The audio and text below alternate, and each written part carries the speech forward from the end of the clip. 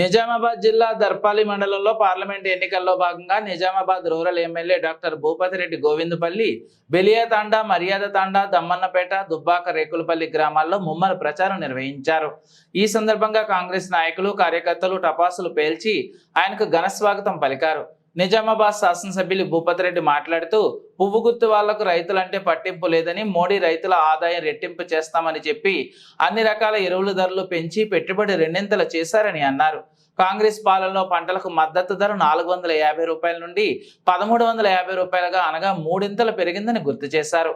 అప్పుల పాలైన రైతులను రుణ విముక్తులను చేసేందుకు బీజేపీకి మనసు రావడం లేదని ఆరోపించారు.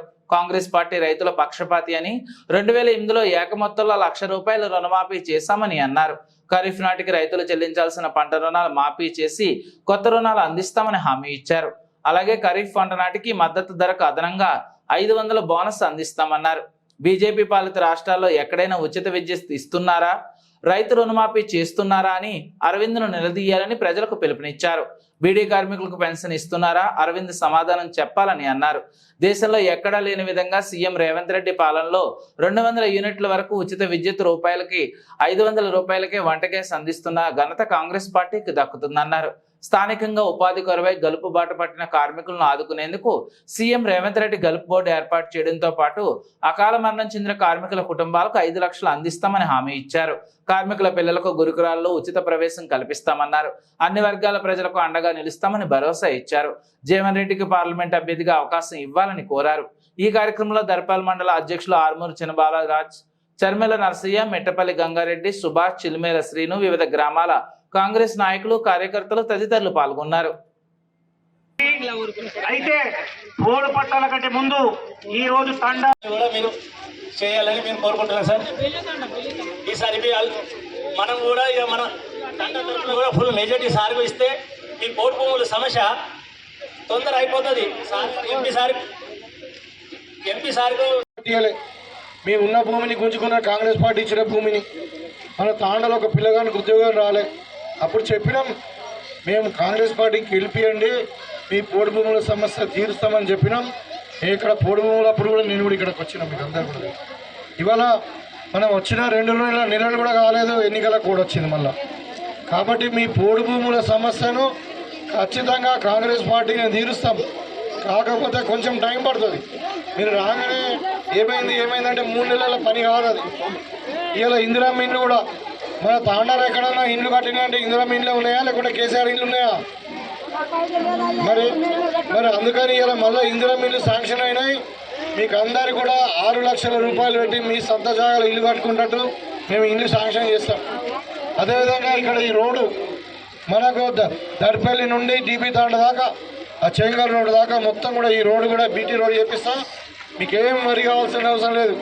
ఇంకా అందరు కూడా ఎవరికైతే పెన్షన్ ఏది మన రేషన్ కార్డు లేదో అందరు కూడా రేషన్ కార్డులు ఇప్పిస్తాం. ఆ రోజు మేము చెప్పినాం, మీకు 6 గ్యారంటీలు మేము అమలు పరుస్తామని చెప్పినాం. ఇవాళ మీకు ఆర్టీసీ బస్సు ఉచితంగా వస్తున్నదా లేదా? ఇక్కడ కాదు, నీకు దర్పల్లికి వస్తుందా?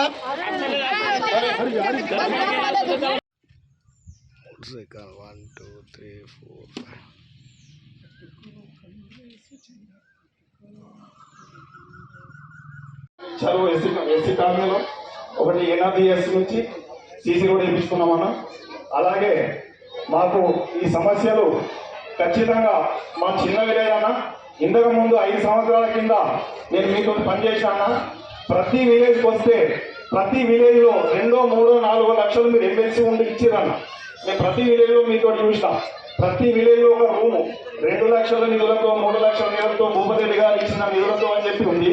గోవిందపల్లి మాత్రం లేదన్నా అని ఆ రోజు అడిగితే నన్ను అడిగేవారు లేరు. మీరు ఎవరన్నా వచ్చి అడిగేరా కరెక్ట్ అన్న. స్టేడియంలో పెద్దలు సోనియా గాంధీ గారి సమక్షంలో ప్రమాణ స్వీకారం చేసిన తర్వాత మొట్టమొదటి సంతకమే అభయాస్తం 6 గ్యారంటీల మీద పెట్టడం జరిగింది. దయచేసి గమనించండి.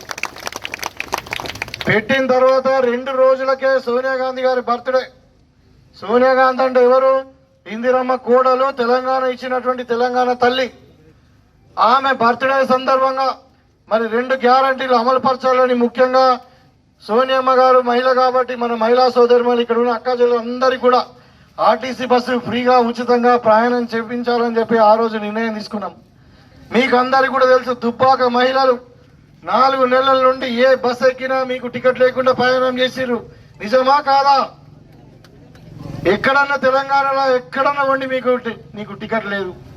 ఇవాళ నేను గర్వంగా చెప్తా ఉన్నా, 35 కోట్ల మంది మహిళలు ఈ 4 నెలల్లో ఆర్టీసీ బస్సులో ఉచితంగా ప్రయాణం చేసినారు. ఎక్కడికి పోయినో తెలియదు. సమ్మక్క సరళక్క దగ్గరికి పోయినరా, లేకుంటే హైదరాబాద్ మీ పిల్లలు చదువుకుంటూ పోయినరా, లేకుంటే పెళ్లికి పోయినరా, లేకుంటే ఇంకేటో షాపింగ్కి పోయినరా తెలియదు. కానీ 35 కోట్ల మంది మహిళలు ఇలా ఆర్టీసీ బస్సులో ఉచితంగా ప్రయాణం చేసింది.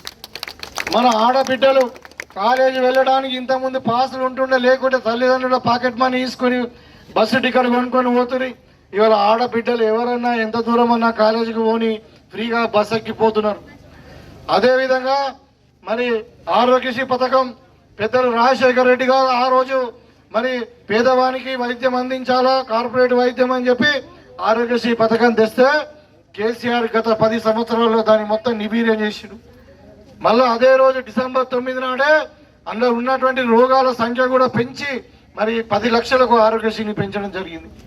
ఇవాళ మీరు ఏ కార్పొరేట్ హాస్పిటల్ హైదరాబాద్ పోయినా ఇంకెక్కడ పోయినా, అది మెదడులో కంతి కావచ్చు, గుండె ఆపరేషన్ కావచ్చు, ఇంకా నడుము ఆపరేషన్ కావచ్చు, మీకు 10 లక్షల వరకు ఇలా ఆరోగ్యశ్రీ వర్తిస్తుంది. మీరు ఫ్రీగా ఉచితంగా వైద్యం చేసుకోవచ్చు కార్పొరేట్ హాస్పిటల్లో. గమనించండి. మళ్ళా మనం ఎన్ని కష్టాలైనా మనకేం జరిగిందంటే 10 సంవత్సరాలు పరిపాలించినటువంటి కేసీఆర్ ఏం చేసిండు? ధనిక రాష్ట్రాన్ని తెలంగాణను మొత్తం అప్పులపాలు చేసిండు. అప్పులపాలంటే మామూలు కాదు, 7 లక్షల కోట్ల అప్పు చేసి మొత్తము మనకు రాజ్యాంగమే మార్చేస్తా అన్నాడు. ఇలా బీసీ ఎస్సీ ఎస్టీలకు మరి మైనార్టీలకు ఎవరికైతే రిజర్వేషన్ ఇచ్చినామో కాంగ్రెస్ పార్టీ, వాళ్ళందరూ కూడా రిజర్వేషన్ తీసేసి ఉన్న ఉద్యోగాలు తీసేస్తామంటున్నారు. ఇలా మీరు అందరూ కూడా గమనించాలా, మన పిల్లలు ఎవరైనా చదువుకొని డాక్టర్లు, ఇంజనీర్లు, ఆఫీసర్లు మరి మంచి స్థానంలో ఉన్నారంటే రిజర్వేషన్ వల్లనే. మరి ఇలా రిజర్వేషన్ ఎత్తేస్తామంటున్నారు. ఇంకా 10 ఏళ్ళలో ఏం చేసినాయా అంటే మన అత్తసొమ్ము అల్లుడుదానం చేసినంటారు మన తెలంగాణలో. అట్లా మొత్తం కాంగ్రెస్ పార్టీ నిర్మించినటువంటి జాతీయ సంపదను అంతా కూడా ఇక్కడ బిహెచ్ఎల్ అనుకోండి, మన ఎల్ఐసి అనుకోండి, మరి అదేవిధంగా ఉక్కు కర్మాగారం విశాఖ ఉక్కు అనుకోండి, ఎయిర్పోర్ట్లు కానీ రైల్వేస్ కానీ మొత్తం కూడా గుజరాత్ వాళ్ళకి అమ్ముకుంటున్నారు. మరి ఇంకా రాబోయే కాలంలో మళ్ళా గెలిపిస్తే మొత్తం దేశ సంపద అంతా కూడా బడా వ్యాపారవేత్తలకు అమ్ముకునే పరిస్థితి ఉంది. కాబట్టి కాంగ్రెస్ పార్టీ ఏమంటుంది? ఇక్కడ మార్పు కోరుకున్నాం, ఇక్కడ రేవంత్ రెడ్డి గారిని మన ముఖ్యమంత్రి చేసుకున్నాం. అక్కడ ఇందిరాగాంధీ గారి మనమడు రాహుల్ గాంధీ ఎవరు? ఇందిరాగాంధీ మనమడిని మనం ప్రధానమంత్రి చేసుకుంటే ప్రధానమంత్రి చేసుకుంటే ఇవాళ మన 6 గ్యారంటీలు లాగానే మన తుక్కుగూడలో రాహుల్ గాంధీ గారు వచ్చి 5 గ్యారంటీలు ప్రకటించిండు. అందులో ముఖ్యమైనది మీకు చెప్తామని ఇక్కడ మీరు అందరూ కూడా దయచేసి గమనించండి. మనకు భూమి లేని వాళ్లకు మరి పంటలు లేనప్పుడు ఉపవాసం ఉండకూడదు, వాళ్ళకు ఉపాధి కల్పించాలని చెప్పి ఉపాధి హామీ పథకం మన గుట్ట పని మొదలు పెట్టినాం. ఎవరు పెట్టినాం? సోనియా గాంధీ గారు అప్పుడు 10 ఏళ్ల కింద పెట్టింది. అప్పుడు ఎంత ఉండే? 150 రూపాయలు ఉండే. ఇవాళ 10 ఏళ్ళైంది, ₹1 పెరిగిందా? 100 రూపాయలు కూడా వస్తలేవు. ఇవాళ కూడా టెంట్లు ఉండలేవు, మంచినీళ్ళు ఉండలేవు, పావుడ గడపారు ఉండదు, ఏదైనా ఎమర్జెన్సీ వస్తే మెడికల్ కిట్ ఉండదు. ఇంకా మొత్తం ఎత్తేసామనే ప్రయత్నం చేస్తూ ఉన్నారు. కాబట్టి మీరందరూ కూడా గమనించండి, ఈ 5 గ్యారంటీలలో ఒకటి రోజు మీకు ఎంత ఇస్తాం తెలుసా? ఉపాధి కూలి కాంగ్రెస్ పార్టీ అధికారంలోకి వస్తే 400 రూపాయలు. ఇవాళ 150 ఉన్నది, 400 రూపాయలు చేస్తున్నాం. మీరు ఒక నెల రోజులు చేస్తే మీకు 12,000 వస్తాయి.